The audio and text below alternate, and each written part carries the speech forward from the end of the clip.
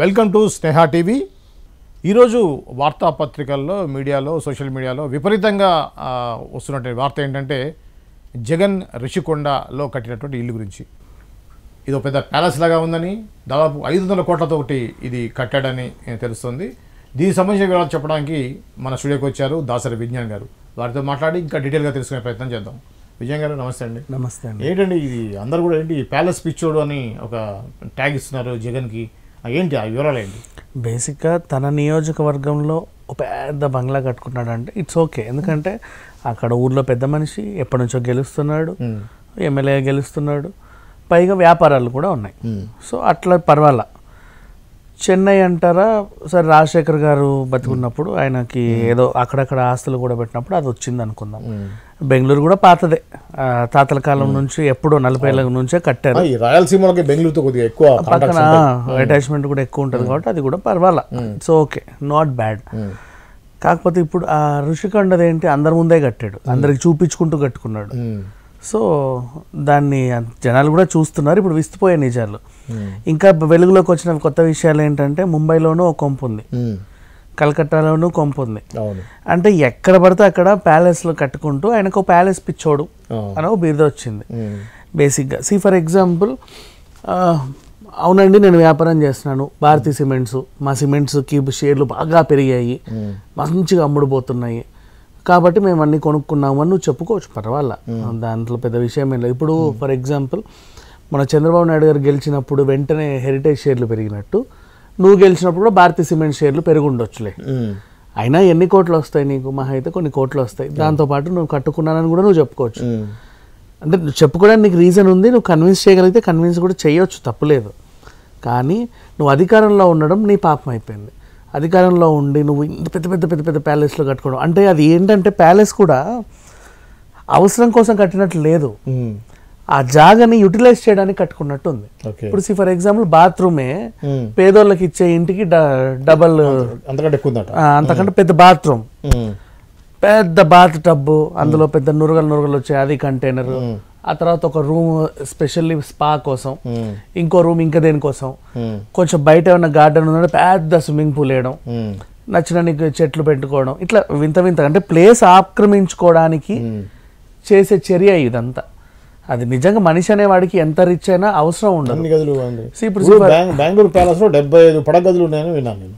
అంటే అన్ని ఏమవసరం ఉంటాయి, అంతమంది రోజు ఎందుకు వస్తారు, వెళ్తారు, ప్రతిరోజు ఎందుకు వస్తారు? అంతే కదా, ఎంత బిజినెస్ ఉన్నా కూడా ఏదో రాజరిక దర్పం చూపించడం కోసం. మనం మల్లీశ్వరి సినిమా చూస్తే దాంట్లో ఆ కోట ప్యాలెస్, దీని నుంచి డైనింగ్ టేబుల్ అవన్నీ ఉంటాయి కదా, అట్లా రాజుకి రోజుకి 10 రాజ్యాల నుంచి రాజులు వచ్చి, సామంత రాజులు వచ్చి తినిపోయినట్టు అంత అవసరం లేదు, ఎవరు రాడు కూడా. బేసికల్లీ ప్యాలెస్కి దారి, ఆ రోడ్డు కూడా దానికి ఇప్పుడు ఏదో ఎన్టీఆర్ మార్గ్ లాగా జగన్ మార్గ్ అంటే ఇలా పెట్టుకోవడం అదేం పిచ్చో. దీంట్లో కూడా మళ్ళీ ఇంకొకటి, దాంట్లో పేర్లు బ్లాకులు పెట్టి ఈ బ్లాక్, ఇంద్రాణి బ్లాక్, చంద్రాణి బ్లాక్, ఆ బ్లాక్, ఈ బ్లాక్ అని పెడతారు అనమాట. ఆ బ్లాక్ లోను మళ్ళీ అదొక ప్యాలెస్, ఆ బ్లాకే ఒక ప్యాలెస్ లాగా. దాంట్లో 4 బెడ్రూమ్లు, దాంట్లో మళ్ళీ కిచెన్, దాంట్లో మళ్ళీ వాష్రూమ్లు, దాంట్లో మళ్ళీ ఇంకేవో మళ్ళీ ఇంకో బ్లాక్, ఇదంతా కలిపి మళ్ళీ ఒక పెద్ద ప్యాలెస్, ఒక గోల్కొండ ప్యాలెస్ లాగా. అంటే కొంతమందికి ఉంటుంది అదో పిచ్చి, అంటే రాజులకు ఉండే అప్పట్లో పిచ్చి. మనకి ఎన్ని కోటలున్నా వాళ్ళకి తక్కువే, కోటలు నిర్మించుకుంటూ వెళ్తారు, ప్రతి కోటలో అన్ని సదుపాయాలు ఉంటాయి. అట్లా ఈయనకు కూడా అది కావాలనిపించింది, ఎంచుకున్నాడు. అండ్ ఈ సొమ్మంతా ఎక్కడిది అంటే అందరూ బ్లైండ్గా చెప్పేది మద్యం అమ్మకాల వల్లే అని. అవును, ఎందుకంటే నీకు ఎవరికి తెలియని కొత్త బ్రాండ్లు తెచ్చావు, కొత్త రేట్లు, డబల్ రేట్లకు అమ్మాయి. అంటే 10 రూపాయల బాటిల్ని నువ్వు 300కి అమ్ముకుంటూ బిజినెస్ చేసుకున్నావు. లెక్కలో ట్రాన్స్పరెన్సీ లేదు, అంతే, ఎక్కడ ట్రాన్స్పరెన్సీ లేదు. సో అట్లా చూసేసరికి నువ్వు ఇంకా ట్యాక్స్లు ఏం ఎగ్గొట్టావో తెలియదు, ఏం కట్టావో తెలియదు, కట్టలేదో తెలియదు, బోల్డ్ అన్ని డబ్బులు అయితే సొంతం చేసుకున్నావు. సరే, ఇంకా షర్మిల కూడా బయటకు వచ్చి చెప్పింది, ఆమంతటా ఆమెనే చెప్పింది, మా అన్న నాకేమి ఇవ్వలేదు, నాకు అప్పిచ్చానని చెప్పి అఫిడవిట్లో రాసుకున్నాడు. ఆడకూతురికి ఎవడన్నా అప్పిస్తాడా? ఎంత కాదనుకున్న మేనమామవే కదా, కనీసం పిల్లలకి ఏదో ఇవ్వాల్సిన బాధ్యత కూడా నీకు లేదా అని మొహం మీదే చెప్పింది, డైరెక్ట్ మైకుల్లోనే చెప్పింది. అవును కదా, ఎంత కాదన్నా మేనమామ అండి, మేనమామ అదేంటిది అప్పులు రాస్తాడు ఎవడైనా? కొడుకు మేనల్లుడిని మేనకోడల్ని చూసుకునే బాధ్యత కూడా లేదా నీకు? గిఫ్ట్ లాగా కూడా 50 కోట్ల కొంపు ఇవ్వలేవా? నువ్వు 82 కోట్లు నాకు అప్పిచ్చానని రాసుకుంటావా? ఆడకూతురికి అప్పిస్తారండి పుట్టింటోళ్ళు అని చెప్పేసి ఆమెనింది. అవును. సో షర్మిల ట్రాన్స్పరెన్సీ ఉంది. పైగా పాపం లోటస్ పాండ్ లో ఆమె ఉంటుంది, ఇక వాళ్ళ డాడీ కట్టిందే కదా, ఆమె కూడా ఆడకూతురికి ఎంత కొంత ఇవ్వాలని. విజయమ్మ కూడా మనకు చూడడానికి నార్మల్ గానే కనిపిస్తానే ఉంటది, పెద్దగా ఏమి ఆశలు కూడా పెట్టినట్టు ఏమి ఉండదు. ఒక మాజీ సీఎం భార్య, ఉన్నత బతుకు బతికింది, ఆమెకు ఉండాల్సినంత ఉంది అన్నట్టు ఉంది. అంటే ల్యాండ్లు గిన్లు ఉంటాయి కదా, ఎంత కాదనుకున్న ఆ వయసులో. ఈయనది మాత్రం కొత్తవి వింతవి. ఇంకా ఏంటి, ఫ్యాన్ నుంచి బాత్రూమ్ కమౌంట్ కూడా రిచ్చే. ఇప్పుడు మనం ఇట్లా కూర్చుంటే ఈ కుర్చీ కూడా రిచ్చేనండి. అంటే ప్రపంచం మొత్తంలో ఖరీదైన కుర్చీ ఎక్కడుందో వెతుక్కొని కొనుక్కునేవాడు. ప్రపంచం మొత్తంలో ఖరీదైన ఫ్యాను, ఖరీదైన ఏసీ. ఇప్పుడు మామూలుగా 5 టన్ ఏసీ మామూలుగా మనం వాడతాం. జనార్దన్ రెడ్డి ఎవరు, మన మైనింగ్ గాలి జనార్దన్ రెడ్డి అనిపిస్తుంది. ఆయనకు మైనింగ్ ఉందండి, సంపాదించి కొనుక్కున్నాడు గాలి జనార్దన్ రెడ్డి, ఆయన్ని తప్పనొద్దు. ఆయన ల్యాండ్ ఏదైతే ల్యాండ్ లో మైనింగ్ చేసాడో చేసిన ల్యాండ్ గవర్నమెంట్ ల్యాండ్ అది అనేది. ఆఫ్ కోర్స్ అది కరెక్టే, ఆ ల్యాండ్ మీద వివాదం వచ్చింది కానీ మైనింగ్ చేసుకొని అయితే సంపాదించుకున్నాడు. మరి ఆ సంపాదన ఓకే, ఆ ల్యాండ్ వివాదం, సరే ల్యాండ్ సీజ్ చేసేస్తాం. నువ్వు వ్యాపారం అయితే చేసుకున్నావు, కష్టపడే తెచ్చుకున్నాడు ఏదో ఒకటి, ఏం చేసా కూడా. బట్ ఇక్కడ అట్లా లేదు కదా, ఉట్టిగా ఏం కష్టపడుతున్నావు నువ్వు? నీకు ఉండే వ్యాపారాలు ఎన్ని? మహా అయితే సాక్షి టీవీ ఉంది, సాక్షి పేపర్ ఉంది, భారతీ సిమెంట్, సాక్షి పవర్ ప్రాజెక్ట్స్. అవును, సాక్షి పేపర్లో యాడ్లు వేసి నీకు బాగా రిచ్ అయ్యావా? లేకపోతే అవును, మరి ఈనాడు పెట్టిన రామోజీరావు అంత పెద్ద ఫిలిం సిటీ కొన్నప్పుడు నా సాక్షి పేపర్ కూడా ఏమైనా తక్కువ, నేను కూడా కొనుక్కోవాలి కదా అనుకున్నాడు. ఆయన ఇప్పుడు రిషికొండలో కట్టుకున్నటువంటి ఏదైతే ఇప్పుడు ప్యాలెస్ ఉందో ఇది బిలాంగ్స్ టు గవర్నమెంటేగా? అవుట్ అండ్ అవుట్, ఆ కొండ అంతా గవర్నమెంటే కదండి, ఈయన సొంతమయ్యా. నేనే సీఎం అవుతాను కాన్ఫిడెన్స్ లేదు. వీళ్ళు ఎందుకు కూడా పెట్టుకుంటారంటే ఆస్తులు గెలిచినప్పుడే. ఇప్పుడు కేసీఆర్ కానీ వీళ్ళు కానీ 5 ఏళ్ల పాటు వీళ్ళు అధికారంలో ఉండమని తెలుసు. 5 ఏళ్ల పాటు పార్టీ నుంచి జంప్ అవ్వకుండా జనాలు ఉండడానికి వాళ్ళకి అవతల పార్టీ 5 కోట్లు ఇస్తే నువ్వు 10 కోట్లు ఇచ్చి ఉంచుకునే స్తోమత నీకు ఉండాలి. నెక్స్ట్ వాళ్ళని మేపాలి, క్యాడర్ని అంతా కూడా. నెక్స్ట్ ఎలక్షన్లో మళ్ళీ నువ్వు భారీగా ఖర్చు పెట్టుకోవాలి, అప్పుడు ఇంకా డబుల్ ఖర్చు ఉంటుంది, ఎందుకంటే నువ్వు ఓడిపోయి ఉన్నావు కాబట్టి. గెలిచి ఉంటే వేరే విషయం, ఓడిపోయి కూడా ఇంకా భారీగా ఖర్చు పెట్టుకోవాలి. అప్పటి కోసం సొమ్ములు ఇప్పటి నుంచే కూడబెట్టుకుంటా వస్తారనమాట. అంటే సొమ్ము కూడబెట్టేటప్పుడే వాళ్ళకి తెలుసు నెక్స్ట్ ఏదో రోజు నేను ఓటమి పాలవుతాను, అప్పుడు మనకి పనికి రావాలి అని. అన్నిట్లో దీంట్లో కూడా లాకర్లు అంట, బంకర్లు అంట, ఎందుకు అవన్నీ? ఎవడన్నా ఇల్లు కట్టుకుంటే ఎంత రిచ్ అని. ఇప్పుడు అంబానీకి కూడా ఇల్లు ఉంది కాదన్నావు, పెద్ద ప్యాలెస్ ముంబైలో. ఆయన అవసరానికి కోసం లగ్జరీ లైఫ్ కోసం చక్కగా కొనుక్కున్నాడు, జిమ్ములు కానీ, స్విమ్మింగ్ పూల్ కానీ, హెలీప్యాడ్ కానీ. ఇట్స్ ఓకే, తను వ్యాపారాలు చేసుకుంటూ తను ఏదో చేసుకుంటున్నాడు. నీకు చూపించడానికి అంబానీకి ఉన్నన్ని వ్యాపారాలు లేవు, కానీ అంతకుమించి ప్యాలెస్లు ఉన్నాయి, అంతకుమించి ప్యాలెస్లు, అంతకుమించి ఆస్తులు, సీక్రెట్ బంకర్లు, సీక్రెట్ లాకర్లు. ఎందుకు? ఏం దాస్తావు దాంట్లో? ఫైళ్ళు పెట్టడానికి, వాటికి వీటికి. నువ్వు అవన్నీ దాస్తున్నావు అంటే ఎవరికో భయపడి దాస్తున్నావు, అంటే భయపడే పనులే చేస్తున్నావు, అంతే కదా. సో ధైర్యంగా నువ్వైతే ఏం చేయట్లా.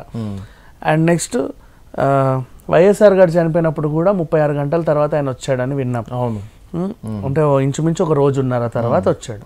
అంటే ఈలోపే మొత్తం చక్క పెట్టుకొని ఉంటావుగా ఎక్కడెక్కడ. అంటే తండ్రి చనిపోతే నీకు ఎమోషన్ కూడా లేదు, వెంటనే అమ్మో నా ఆస్తి ఏదో అయ్యింది, అమ్మో నా ఆస్తి. ముందు ఆస్తిని అంతా చక్క పెట్టుకొని తర్వాత ఆ ఏదో అయ్యింది, ఏదైతే అయ్యిందో అక్కడికి వెళ్ళాలి నువ్వు. అది పరిస్థితి, అలా ఉన్నాడు. ఓకే, ఇప్పుడు ఏదైతే ఇప్పుడు ఈ ప్యాలెస్ సంబంధించిన డీటెయిల్స్ అన్ని కూడా బయటకు వచ్చాయో, దీని యొక్క ఇంపాక్ట్ అనేది కామన్ ఓటర్ మీద ఎలా ఉంటుంది అంటారు? ఏమనుకుంటారు ఆయన గురించి? యాక్చువల్గా కామన్ ఓటర్ మీద నాట్ ఓన్లీ జగన్, రోజా మీద, అసలు రోజానే జనంలో కనిపించేసింది. ఎందుకంటే జబర్దస్త్ చేసేటప్పుడు నా దగ్గర అసలు రూపాయి లేదు, నేను అప్పుల్లో ఉన్నాను, ఫ్లాట్ కూడా అద్దె కొంపల్లో ఉంటున్నాను, ఆస్తి అంతా పోయింది, సినిమాలు చేసినప్పుడు సంపాదించుకున్నా, ఈ మధ్య కాలంలో క్యారెక్టర్స్ ఏం లేవు, జస్ట్ జబర్దస్త్ ఒకటే నా ప్రధాన ఆదాయం అనుకుంటూ చెప్పుకొచ్చింది. మంత్రి అయిన వెంటనే సడన్గా గబగబ కట్టేసావు. కనిపిస్తుంది కదా నీ జనాలకి, కనబడకుండా అయితే ఉండవు కదా. నువ్వు మొన్న ఎట్లా ఉన్నావు, ఈ రోజు ఎలా ఉన్నావు అన్నీ చూస్తారు.